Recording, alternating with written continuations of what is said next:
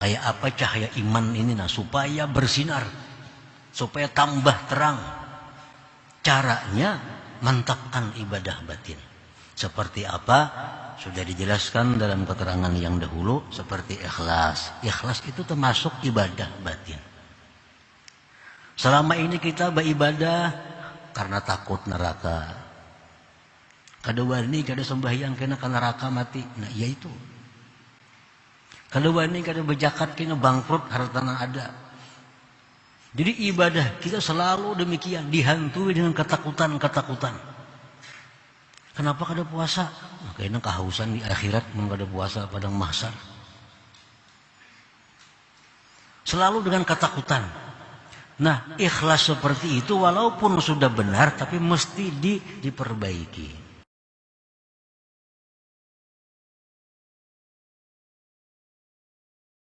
Ini tandanya.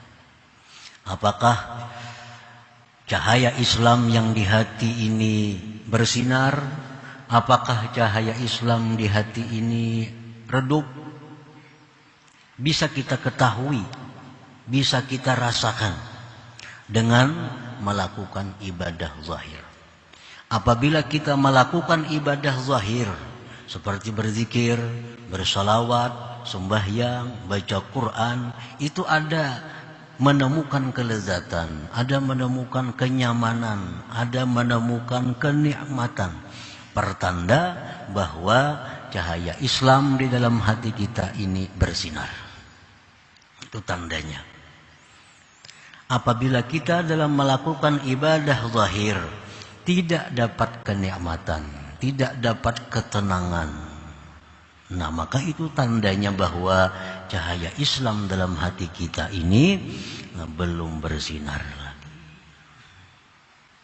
Nah, para muhibbin rahimakumullah. Jadi kita masing-masing diri kita bisa mengetahui, masing-masing diri kita bisa menilai apakah cahaya Islam dalam hati ini bercahaya, terang, atau sedikit cahayanya. Nah, coba kita baca Quran, coba kita berzikir, coba bersalawat. Apakah ada rasa nikmat? Apakah ada rasa manis dalam ucapan la ilaha illallah itu? Apakah ada kenyamanan di waktu kita membaca surat Yasin? Apakah ada kenyamanan waktu kita bersalawat kepada Rasulullah sallallahu alaihi wasallam? Bila itu ada, nah alhamdulillah, syukur kepada Allah bahwa Islam dalam hati ini ada cahayanya. Bila kita baca Quran, nah kada dapat kenikmatan. Baca zikir, kada dapat kenikmatan. Baca salawat, kada dapat kenikmatan. Nah ini innalillah wa inna ilaihi raji'un. Ini bakal mati artinya. Cahaya itu bakal hilang. Jadi mesti diusahakan, mesti diusahai dengan sungguh bagaimana caranya supaya cahaya Islam itu terang di dalam hati kita. Wa samaratuhu, buahnya. Nah ini yang dibicarakan oleh pengarang dalam hikmah 151 ini, buahnya. Buahnya cahaya Islam itu. Yakshifullahu ta'ala lahu wujuda atharihi fayastadillu biha ala fa'iliha. Buahnya itu Allah membukakan baginya adanya bekas ciptaan Allah, maka dia menjadikannya dalil atas yang memperbuatnya, itu asar tadi. Nah ini buahnya. Kalau sudah kita beribadah zahir itu ada nikmat, kalau sudah kita beribadah zahir itu ada lezatnya, maka Allah akan membuahkan itu. Apa buahnya? Nah, kita diberi Allah kasyaf, diberi Allah keterbukaan. Terbuka apa? Terbuka mata hati kita sehingga melihat alam semesta ini adalah bekas daripada ciptaan Allah Subhanahu wa ta'ala. Nah ini buahnya, ini yang paling penting, buahnya. Lalu kalau sudah demikian, fala yara syai'an illa ra'a fi'lallah subhanahu wa ta'ala, maka dia tidak melihat sesuatu melainkan dia melihat itu perbuatan Allah subhanahu wa ta'ala. Maka tidak melihat hatinya akan sesuatu apapun dari alam semesta ini, melainkan mata hatinya melihat itu adalah ciptaan dari Allah subhanahu wa ta'ala. Nah ini buah. Kayak apa jar supaya kawa kita nih bila melihat pohon ingat lawan penciptanya. Melihat gunung ingat lawan penciptanya. Melihat duit ingat lawan penciptanya. Melihat apapun ingat lawan penciptanya. Kayak apa supaya bisa demikian? Nah prosesnya ia macam tadi. Itu berasal dari cahaya Islam yang ada di hati. Bila cahaya Islam ini terang benderang, cahaya Islam ini sudah diperkuat dengan zikir macam-macam tadi, dapat lezatnya ibadah, akhirnya Allah berikan buah ini. Nah, melihat ada manusia, maka hatinya berbicara itu adalah ciptaan Allah. Melihat segala sesuatu hatinya ingat itu adalah ciptaan Allah subhanahu wa ta'ala. Nah bila orang demikian, orang ini sudah duduk di suatu kedudukan yang disebut dengan makam tauhid bil af'al namanya. Ini orang sudah bertauhid ngarannya. Tauhid bil af'al. Nah para muhibbin rahimakumullah. Buah ini kada akan kita dapat kalau kita belum melaksanakan prosesnya tadi dulu. Buah itu kada akan datang kepada kita kalau kita kada menjalani jalan-jalan yang disebut tadi.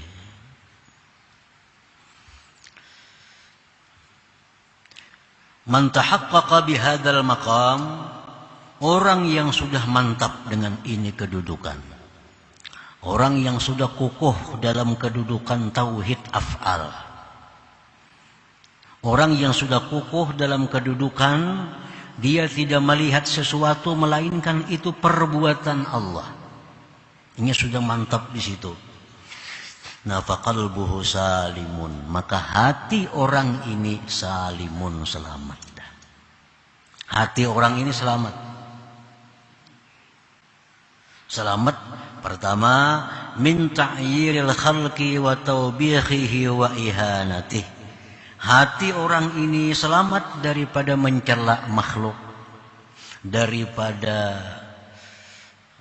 menghinakannya, daripada merimihkannya, daripada menyalahkannya. Hatinya orang ini selamat. Maka hati orang yang sudah duduk di makam ini, hatinya kada akan menghinakan orang. Hatinya kada akan menyalahkan orang.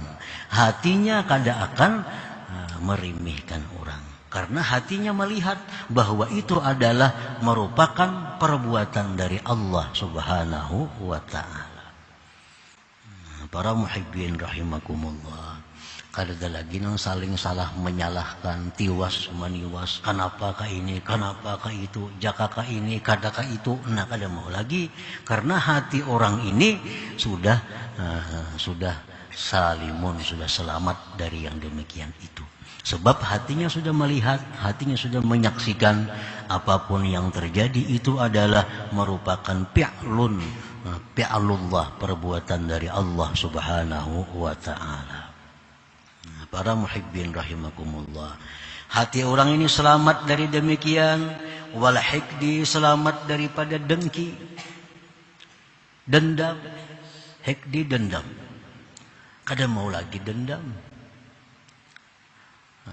Maulah dendam hati. Kada mau. Kenapa? Karena ia melihat bahwa itu adalah perbuatan Allah subhanahu wa ta'ala. Itu perbuatan Allah. Dendam melawan Allah lah. Maulah kayak itu.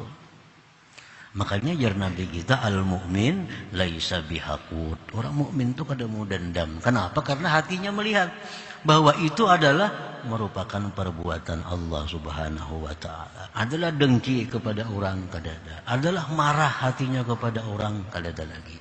Ini hati. Walaupun zahirnya dia bisa marah, walaupun zahirnya dia bisa menegur, walaupun zahirnya dia bisa amar ma'ruf nahi munkar, itu urusan syariat, urusan zahir. Tetapi hatinya tetap bahwa itu semua adalah merupakan fi'il Allah Subhanahu wa ta'ala. Jadi kita mesti menempatkan mana yang zahir, mana yang batin. Boleh kita amar ma'ruf, bahkan diperintah untuk amar ma'ruf nahi munkar. Cegah kemunkaran, tegur orang berbuat munkar, itu diperintah. Tetapi hati kita tetap memaklumi bahwa dia itu bisa demikian adalah karena perbuatan Allah Subhanahu wa ta'ala. Itu hati tetap jangan bergeser dari demikian. Makanya ada istilah para ulama, idza ra'aitumun nas bi'ainil zahir i'tarattahum wa idza ra'aitahum bi'ainil batin i'tazartahum. Itu manusia kalau engkau lihat dengan mata yang zahir, engkau akan banyak mengeritik mereka. Manusia-manusia kalau kita lihat dengan mata zahir, maka akan banyak mengeritik mereka. Kenapakah ini? Kenapakah itu? Kalau kita lihat hanya dengan menggunakan mata yang zahir. Wa idza ra'aitahum bi'ainil batin, bila engkau pandang manusia dengan mata hati, i'tazartahum, engkau bisa memaklumi mereka. Kenapa? Karena mereka itu tidak ada daya dan upaya selain daripada Allah Subhanahu wa ta'ala. Nah, kalau amar ma'ruf nahi munkar demikian, amar ma'ruf nahi munkar yang bermutu, amar ma'ruf nahi munkar yang benar. Jangan kehati-hati bencinya lawan orang yang berbuat munkar itu. Tampakkan ketidaksenangan kita kepada orang yang munkar. Tampakkan ketidaksukaan kita kepada orang yang munkar. Tetapi hati kita tetap memaklumi mereka berbuat demikian itu. Nah, ini ngarannya adalah perkawinan antara syariat dan hakikat. Jangan sampai kehati-hati bencinya kepada orang yang berbuat macam-macam itu. Hati tetap utuh, tidak bergeser daripada la fa'ila illallah, tidak ada yang berbuat kecuali Allah Subhanahu wa ta'ala. Itu hati, jangan dikeluarkan juga. Urusan syariat, ya syariat. Urusan hakikat, hakikat. Mulut kita mencegah kemunkaran, mulut kita melarang orang munkar, mulut kita memarahi orang yang munkar. Tapi di dalam hati kita tetap memaklumi kelakuan dan keadaan mereka itu. Nah, demikian yang dituntut di dalam agama itu. Para muhibbin rahimakumullah. Nah, jadi itu hati kita kadang akan ada dendam, hati kita kadang dengki, hati kita kadang ada marah, hati kita kadang ada ma'atirat, mengeritik, kadang ada hati. Hati tetap mengakui, mengetikatkan bahwa semua yang ada, apapun itu adalah merupakan perbuatan Allah Subhanahu wa ta'ala. Nah, ini kalau sudah orang duduknya demikian, ini orang yang sudah cahaya Islamnya bersinar, maka buah yang didapat seperti itu. Kalau hati kita masih marah, hati kita masih dendam, hati kita masih dengki, hati kita masih suka menyalahkan orang, itu menunjukkan bahwa cahaya Islam itu masih kulup-kulup lagi, banu pajah, banu benyala. Kalau hati kita cahaya Islam itu bagus, akan demikian keadaannya. Nah, yang kedua, wa nurul iman, nurul iman, alladhi huwa kal qamar, yang dicontohkan tadi oleh beliau dalam keterangan sebelumnya itu seperti bulan. Madaduhu, pertambahannya cahaya iman itu bitahqiqil ibadatil batinah, dengan memantapkan ibadah yang batin. Kayak apa cahaya iman ini? Nah, supaya bersinar, supaya tambah terang. Caranya mantapkan ibadah batin. Seperti apa? Sudah dijelaskan dalam keterangan yang dahulu, seperti ikhlas. Ikhlas itu termasuk ibadah batin. Selama ini kita beribadah karena takut neraka, Kada wani kada sembahyang kena neraka mati. Nah, iya itu. Kada wani kada berzakat kena bangkrut hartana ada. Jadi ibadah kita selalu demikian, dihantui dengan ketakutan-ketakutan. Kenapa kada puasa? Kayaknya kehausan di akhirat mun kada puasa padang mahsyar. Selalu dengan ketakutan. Nah, ikhlas seperti itu walaupun sudah benar tapi mesti diperbaiki. Selama ini kita beribadah selalu mengharapkan hal-hal yang menyenangkan diri kita. Kenapa sembahyang malam? Supaya masuk surga. Nah, kan yang nyaman diri kita. Kenapa bersedekah? Supaya selamat. Nah, selamat berarti kesenangannya kepada diri kita. Padahal yang dituntut dengan ibadah itu adalah mardatillah, kesenangan Allah, keridhaan Allah. Kita sembahyang untuk menyenangkan Allah. Kita puasa untuk menyenangkan Allah. Kita tahajud untuk menyenangkan Allah. Nah, itu ikhlas yang benar. Nah, jadi ikhlas ini mesti ditahqiq, mesti dibujurkan. Kita tinggalkan selama ini kita beribadah karena takut neraka, karena mengharap surga, tinggalkan. Kita pindah. Oh, kita beribadah untuk kesenangan Allah, untuk keridhaan Allah. Bila kita ikhlas demikian, nah ikhlas seperti itulah yang bisa menambah cahaya iman di dalam hati. Nah, para muhibbin rahimakumullah. Seperti lagi contohnya khauf, takut. Takut itu takut kepada Allah. Orang takut kepada Allah tuh macam-macam. Takut kepada Allah. Takut kepada Allah termasuk ibadah batin. Ibadah batin. Ada orang yang takut kepada Allah tuh karena Allah itu maha menyiksa.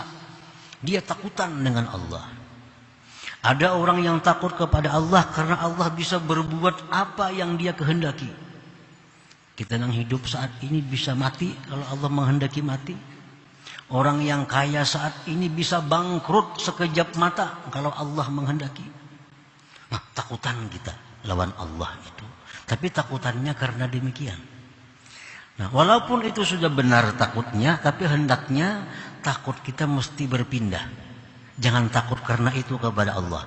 Kita takut kepada Allah itu karena keagungan Allah. Takut kita kepada Allah karena kebesaran Allah. Takut kepada Allah karena keperkasaan Allah subhanahu wa ta'ala. Itu lebih baik takutnya daripada takut terhadap siksa Allah subhanahu wa ta'ala. Nah, bila takut kita kepada Allah ini karena keagungan Allah, kita takut kepada Allah karena kebesaran Allah, takut seperti itu yang menambah cahaya iman di dalam hati kita. Nah, para muhibbin rahimakumullah. Wa alamatu isyrakihi wujudu halawatil ibadatil batinah. Tanda bersinarnya cahaya iman itu adalah didapatnya manisnya ibadah batin. Kalau dia beribadah itu ikhlasnya, ikhlas yang benar, dia beribadah, dia ikhlas karena ingin mencapai keridhaan Allah, maka hatinya sejuk. Nah, bila dia mengingat Allah, hatinya ingat kepada Allah, hatinya akan nyaman. Nah, itu buahnya. Pokoknya ibadah-ibadah batin kita akan menemukan kelezatan. Begitu kita tafakkur tentang ciptaan Allah, kita tafakkurkan bumi, langit, pohon, manusia, sehingga menunjukkan itu semua kepada keesaan Allah. Begitu nikmatnya kita tafakkur kepada Allah. Nah, ini sudah dapat manisnya tafakkur. Itu tanda cahaya iman dalam hati kita terang.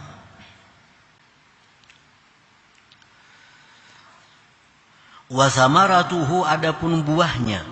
Kalau cahaya iman ini terang, buahnya apa? Yakshifullahu lahu subuta awsafihi fil asya. Allah bukakan bagi dia akan sabitnya sifat-sifat Allah pada segala sesuatu. Segala sesuatu ini kada bisa lepas daripada sifat-sifat Allah. Nah, kalau yang tadi fi'il Allah, ini sudah naik ke sifat-sifat Allah. Semakin dekat dengan Allah artinya.